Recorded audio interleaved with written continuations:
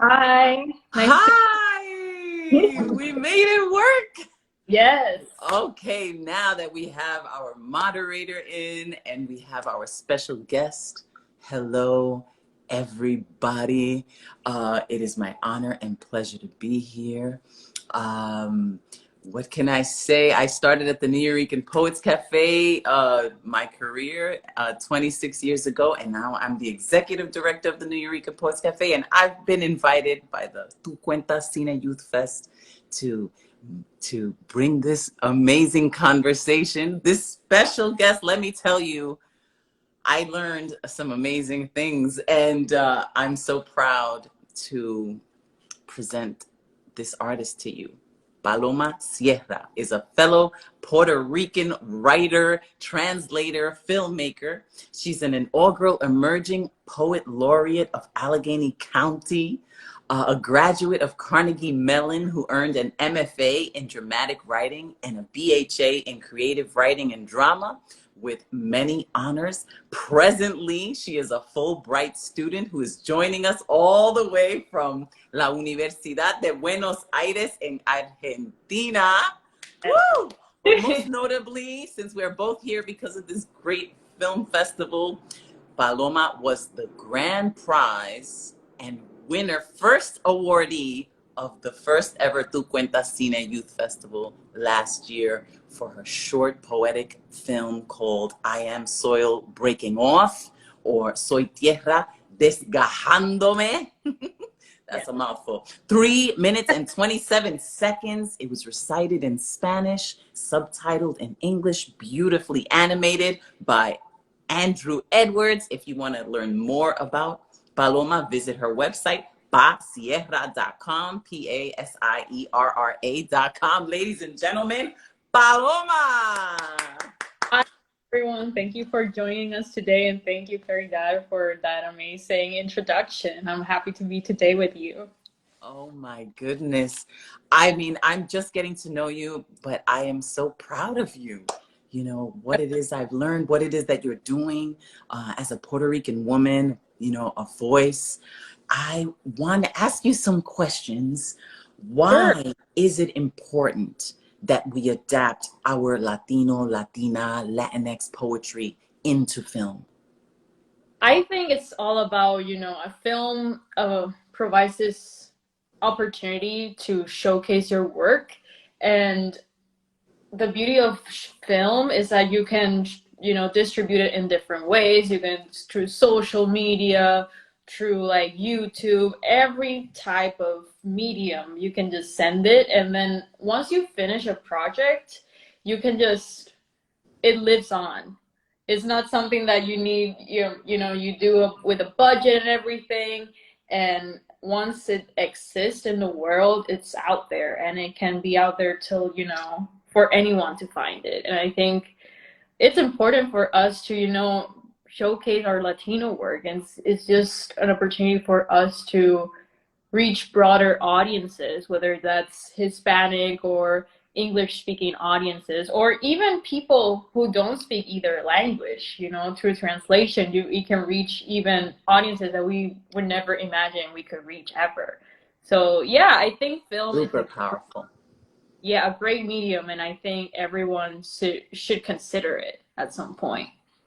This is un cafecito. I wanted to hold up my mug and, and salute you for Yeah. your win and for that creative, brilliant, brilliant short film. I absolutely love it. How many short films, poetic films have you made so far? So I have more experience from my background in at Carnegie Mellon. As an undergraduate, I did some short films with various teams. And then during my MFA, I decided, okay, so let me try it to do it myself. And this was during the pandemic. So I'm a poet playwright, in my heart, or that's how I began as a writer. And then during the pandemic with the theater and everything, it became a little bit complicated to share space with people just because of COVID, etc. So I decided, okay, let's try to see how I can use film or animation as a medium to showcase my poetry. I always write poetry with performance in mind, so this new possibility was exciting as well. And then I just worked with animators like Andrew Edwards for this specific work, and we crafted the visual storytelling together, and then we attached some composers to work with us as well, and add some, make it a whole thing, like not only the visuals, not only the words, but also the music. Yeah. I loved how the mangrove seed, la mangla, it looked like a machete almost, Oh, interesting. That's very that's what I got out of it. I was like, maybe because I'm so revolutionary that I was like, a machete. yeah, I never thought of it like that, but yeah, that's amazing. So how does poetry capture the diasporic experience? Poetry itself outside of film, like how do you feel that it captures, our experience? Well, in a personal note, as a poet, I'm always kind of driven by the musicality and the poetic structures that I saw growing up, that were part of my Puerto Rican culture. I'm born and raised in Puerto Rico, so I was exposed to a lot of poets that were from the island. And we have this thing called Décima Spinella, in which, it's like a 10-line poetic structure that has a certain type of rhyme. But this type of poetry is also meant to be sung and performed, not only written. And so there's always that musicality in it. Mm. And that's something that people would sing. We have jibaros or trovadores, and it's also a structure that you can improvise, but it's also always done with music. And now, while I'm here in Argentina, I've learned that is a thing that this type of structure is a thing that is done in all Latin America. So I feel, Mm. um, from a personal note, I think I using those poetic structures are very intrinsic to our culture, are a way to like speak in some way or hint at that diaspora, or those roots that we have. And I've met some amazing poets, women poets here who write in Decima, and I was amazed that, I always thought of it only as a Caribbean thing, but to know that this is something that not only, this poetic structure, the Decima Spinella, is not only something that unites me to Puerto Rico, but also to a lot of Latin American countries and their cultures. It's very beautiful for me to think about.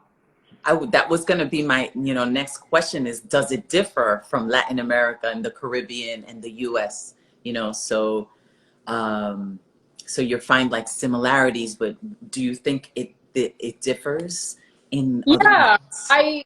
I'm not the expert on these things, but from what I've heard and experienced so far, I feel like the the differences may be like what type of music accompanies these structures, who has been able to be canonized as the writer of these structures. For example, here I met this decimistas. They're like part of this collective called Versadoras, women that write decimas. And she published like this poetry book in which she's trying to write from a feminist approach, because she considers that the Decima Spinella is a structure that's always been written by men and always canonized by men. So I find that it's very interesting, historically, musically, to find ways in which across Latin America and the US there's similarities but also differences. And I feel I look forward to studying a little bit more about that, and informing more of my creative work by learning more about U.S. and Latin American Latinx poetry. How did your process begin when you were making your award-winning short poetic film, I Am Soil Breaking Off? How did that process start for you? Yeah, so actually, our Soul Breaking Off started off as it's literally an excerpt of a bigger project it started off as a bigger project in which I was trying to research what perspectives we have on Puerto Rican identity and culture and how we express them. So I read a lot of, canon Puerto Rican literature, both from the US and Puerto Rico, La Carreta, for example, a theater play, also In the Heights. So things like that. And then I also interviewed Puerto Ricans that were born and raised in the island, lived in the island, or also who lived in the US or other countries. And then I tried to see what were their perspectives about their own identity. Like who gets to this Puerto Rican hood, or if you're Puerto Rican or not. And after doing all this research, I just set myself to write different plays in verse. And I'm Still Breaking Off is part of the last play in verse. It was like 3 plays in verse. The first one was meant to be showcase this idea or this perspective of national identity as rooted to the land, whether that is the US or Puerto Rico. Then like the last one, which was what I'm Still Breaking Up came from, was one that was trying to showcase this perspective of no, national identity doesn't need to be rooted on land. Like a mangrove seed, we can take root wherever we end up in. And I first, as I mentioned, it started as a plain verse. I workshopped it. I had the opportunity to workshop it with different actors and directors, and something just didn't stick. And after, having some years of thinking about it, I just noticed that the poetry was heavy on the metaphors, and those metaphors didn't translate well to theater. So when thinking about adapting it to film, it was crucial for me to develop the visual narrative with Andrew Edwards, because since the metaphors are heavily important, the visuals would help me communicate that in a way that it wouldn't get over people's heads. So I think that's one strength of film. For poetry, I think film is a great medium for poetry that's heavily visual or heavily metaphorical. Because sometimes, okay, like you can read a poem and look at imagine things, but some poems kind of, I don't know, are intrinsically visual, and especially if you're writing for performative poetry or think about performative poetry, maybe film is a great medium. And that's what I thought in this case for I'm Still Breaking Off. It was a perfect medium. You said it took years. So like from writing to the actual finished product, how many years was that? Well, let's say about 4 years, but 4 years, but also that I take into account that, you let the work breathe, you distance yourself from it, and then you go back, etc. So it's not like I was actively working on it. I would drop it and be like, oh, something doesn't work, then let it sit, and then go back to it.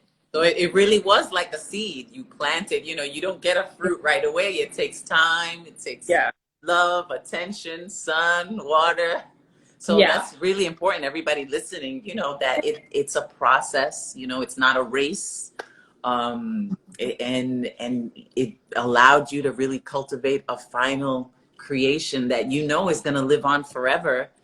Yeah. And you're happy. You're happy. You're proud of the work. Award-winning work. So I saw in your bio that you mentioned the New Eurekan Poets Cafe. Tell me your experience. Yeah, so actually, the play in verse I did, the whole project, that was my first show I put up, and I put it up in the New Eurekan Poets Cafe.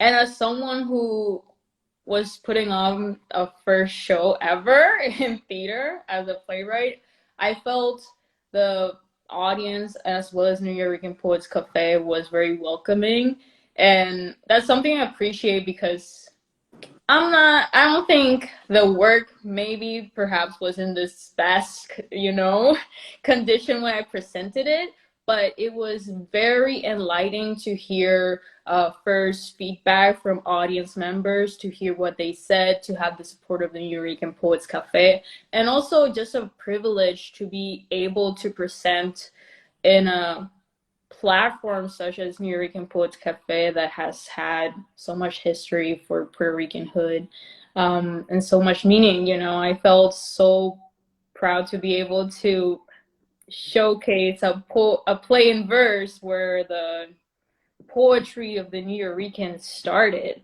And I don't know, that's a moment I will cherish forever, for sure. It takes courage. A lot of people don't have that courage. And, you even said how you didn't feel that it was at its best, but, you had the courage to be vulnerable, put the work out there and receive, the critique, the feedback. And a lot Yeah. of people are afraid to be that vulnerable. They either pre-edit themselves or they already prejudge, like, no, this is terrible, nobody's gonna like it, but it really matters to have the courage to share, because if you don't share, you'll never know, you Yes, know yes, yes. so, you being at the cafe before and me learning about your work through, the Tu Cuentas Cine Youth Festival, I have invited you to come on to my show, my Yes. Beatniks, once a month on the first Wednesday of the month. So you'll be my guest July 6th online. It's totally free, so I'm going to be so thrilled to be able to share your work with the New York Poets Cafe audience once again. And, hopefully when you finish in Argentina, you can return. Yes, for you know, sure. I would love to see you, and have you there. Is there any, advice, like last advice that you would give to someone that is just dreaming about this? Because this youth festival is for 16 to 24-year-olds. Like it's a youth for the youth, so there's youth out there. What would you say to them? Well, I would say if you're afraid, you're on the correct path. So just keep going. And it's okay if you do not know from the get go exactly how things should go. Things always fall, how they're supposed to be. So do your best. Don't necessarily go into with expectations, but just go with the mindset that you're gonna enjoy this experience, learn from it, and whatever happens, just think of it as this is the first of many experiences that you're gonna have the opportunity to have. So, another way of thinking about it is like, um, don't focus so much on the destination. Enjoy the path and the walk. Yes. That is so true. Uh, Follow Paloma Sierra at Pa Sierra on IG. Follow me, labruja NYC. Follow the New York Poets Cafe as well. These institutions that exist for you, and visit cineyouthfest.org if you're interested in applying. The application process, it begins July 10th. So get your work together, and it'll be put up during October 9th through the 16th. That's when the fest actually happens. But applications will be accepted July 10th. Follow, of course, if you're watching Cine Youth Fest, but share with your friends, share with youth that are excited about creativity and poetry, and let them know that this is going on. My goodness, Paloma, it's been so amazing to meet you and to talk with you. What part of Puerto Rico are you from? I'm originally from Cataño, now from San Juan. Yes. Puerto Rico. I love it. It also reminded me of the message, the message of your short film of Antonio Correger, que aunque naciera en la Yes, luna, yes. I would be Boricua even if I was born on the moon. And, you've taken that message and you've contemporized it, and you've brought it to the next generation so beautifully. So, I commend you on your work. Are you working on a new short film at all? Not currently in a short film, but I'm writing. I'm doing some edits to previous works. Some of them were plays before. Now I'm adapting them to screenplays. Also doing some poetry on the side, and also while working on my literary translation degree. So just being a sponge and taking all the theater that's here in Argentina and trying to learn a lot as much as I can. Yeah. Oh my God, that's so exciting. I feel like I'm living vicariously through you. So fly, and blossom and just do all that beautiful work. I'm so excited to see what comes, from all of this. If you guys are out there, if you have a question for Paloma, put it in the chat right now because we're about to wrap it up. Like I said, follow. Go to CINEYouthFest.org, apply, share that. Let me see if anyone added a question. There's no questions yet, but I'm Caridad de la Luz, La Bruja, spoken word artist, New Yorican, Puerto Rican, in New York City. I'm right now in the Bronx, where I'm born and raised. I am on the ancestral lands of the Siwanoy. This was once called Snackapins, now known as Soundview.